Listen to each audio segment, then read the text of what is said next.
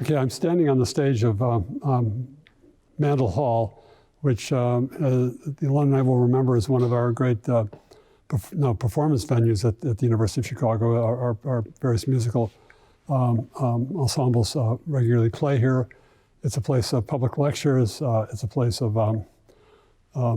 actually student activities. Students can also use it for large gatherings as well. It's a beautiful building that was given to the university by Leon Mandel, who owned a very successful and large department store on State Street. It was opened in 1903.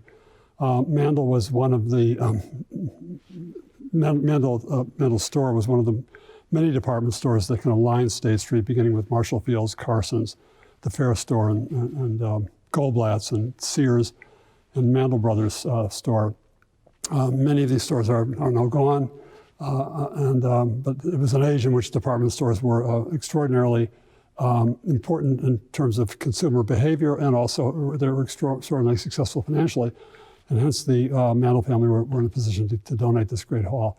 It's was very much influenced by, according to Mr. Mandel's direction, a building in London called Crosby House, the Great Hall of Crosby House, which is a 15th century structure in London for reasons that I'm not altogether clear about. He admired that building, and so the architects that designed that building were kind of took their some points of influence and direction from that earlier structure. This building is also important in the history of the education we offer because it was one of the kind of points of ground zero for the first general education programs at the University of Chicago. So for the alums who are listening to this video, the common core that you took, you probably associate with Cobb Hall, with small classes, small seminar classes, 16, 17 students and a professor sitting there discussing great books and so forth. That was the core that was created or recreated in the 1950s and still kind of exists as a paradigm today. But the first core curriculum that was created in the middle of the Great Depression in 1929, 1930 was organized rather differently.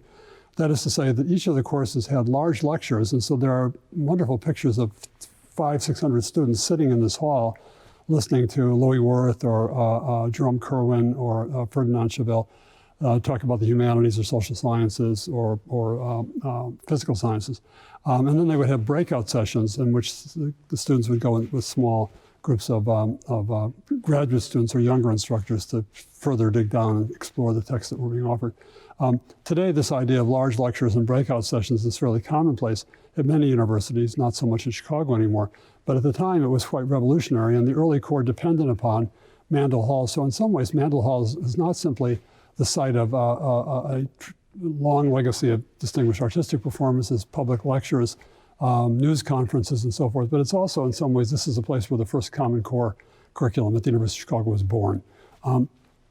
It's also a place that has wonderful acoustics, and occasionally visiting ensembles, including the Chicago Symphony Orchestra, have visited and performed here for our community.